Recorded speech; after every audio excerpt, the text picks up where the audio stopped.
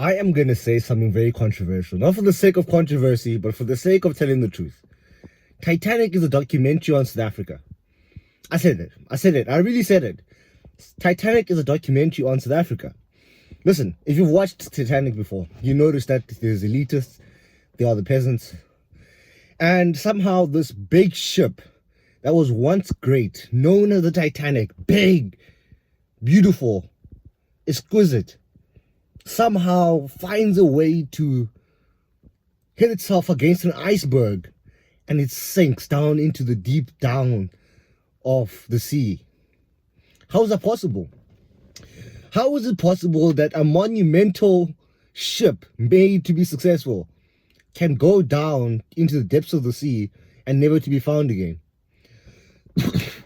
Well, I think Titanic was found, but essentially, I feel like that's what's going to happen to South Africa, my country. I feel like one day there'll be a time in this country where there's an elitist and a peasant. That's all. There won't be a middle class because that's thinning by the day. And one day we'll hit the iceberg. And maybe we have already. I'm not sure. And there will be people who will be able to use boats to get to the promised land, to a different land where they'll be safe, where they can start new lives. It's already happening. The Afrikaners are already leaving to where? To America, right? Some white people call Afrikaners. It's a type of like, man, this country, it's so complicated. It's basically, I wanted to say it's a type of like white person, but it's kind of like a bit derogatory. It's a bit racist, you know. Listen, I'm not making this video on bad faith, okay? I'm saying these type of things. These things are very controversial, very sensitive in other aspects. However, it needs to be said. It actually needs to be said. And you can already see, yeah, the Afrikaners are leaving. They're going to what? America. The boats are leaving already. Already the boats are leaving. So we've hit the iceberg already. So what's the iceberg? The iceberg is basically, I won't mention it, but it's got something to do with where you walk. I won't mention it, but it's got something to do with where you build. I won't mention it, but it's got something to do with where you stay. Okay? Because I need to be very careful here. I don't know how well this video is going to do. Okay?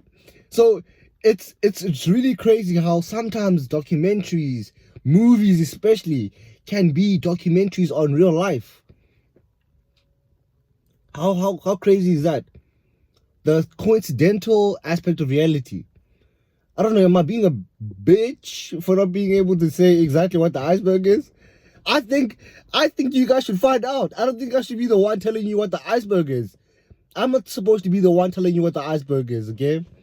Because then you'll come back to me when it's time, and when the shipwrecks come down, and the boat's sinking, and you'll come to me and you'll be like, "Lebo, you said this. It's like, nah, I don't want that. I just want you to notice it. I just want you to be aware and see the fact that we are in the Titanic right now in South Africa, if you're living in South Africa. And if you're someone who is interested about this country, because it's a very interesting country. Very interesting. You know, yesterday, me and my buddy were on the other side. We went to the beach. I love going to the beach. I love nature. I love the rawness of life. You know, I like trying to maybe drink coffee, you know, without sugar, take cold showers. I like rawness of life. Maybe eat, you know, a beef, a steak raw, you know, maybe like what do you call it? They don't call it raw, but they call it, there's a name for it, whereby, you know, you don't really cook the steak to its fullest extent, but you leave it somehow raw with its rawness. You know, it's red, it's got a bit of blood in it. I like rawness, you know. Okay, so me and my buddy yesterday, we walked to the beach. Okay, it's the second time we walked to the beach now. Okay. So we walked to the beach. Okay, and we go to the beach, and me and my buddy, we go to this one beach in my state, right? And it's got, basically there's a river, okay? So it's basically a beach connecting to a river. And we're going by the riverside. We're chilling by where the river is actually situated, okay? So we were on the one side. So on the other side is also, you know, there's also a beach on the other side, okay? So this river is basically cutting this beach in half. Do you understand what I'm trying to say? So we were on one side, then there was another side of the other side of the beach, okay? And then on the other side of the beach, there were white people. How funny enough. There were white people, okay? Some were running, some were like, you know, running with their dogs. Some were just like playing around, you know, in the river, swimming in the river. Some were just chilling, having a picnic, okay? But the funny thing is, me and my buddy were both black, okay? We were on the other side. And I said to my buddy, this is how it was before 1994. Before, something called apartheid that happened in my country. This is how it was in the country. There was a river, okay, crossing, the side. And because black people weren't taught how to swim, you couldn't swim to the other side. But white people could swim to your side if they wanted to. Okay, and that was the one thing about apartheid that really, really, really hurt a lot of people, is that, they were in a position where they didn't have sovereignty, and they felt like this was their own country. Okay, and the reason why I say they felt like is because I truly believe, and I'm one of these people. I truly believe that this country is nobody's country. I truly believe that. Yes, Africa is for the Africans. Yes, Europe is for the Europeans. But if you really look at life from a very ego-eye perspective, you'll realize this is a country that no one has owned. Everyone who stays here moved here, essentially. Okay? So, really, like, everyone stays in Europe, moved to Europe. So, I mean, it's Europe for the Europeans. Essentially, you see what I'm saying? So, you go in this circle jerk, and then you eventually find out that, hey, listen, man, no one's country is no one's a country. Like, no one owns the country, okay? We've just created borders just to say, okay, listen, we're different, we're white, we're this, we're black, we have this culture, we have this thing, we're going to draw a border here because we live this way, and we don't want anyone coming over here who doesn't want to accept our way of living. And if you don't want to accept our way of living, we're going to kill you, we're going to fight you, we're going to go to war. If you ever try to take our oil, if you ever try to come here and try to impose your culture or your values onto our people. That's what countries are made of. That's what a country is. That's all it is. That's all it is. That's all it is. Okay?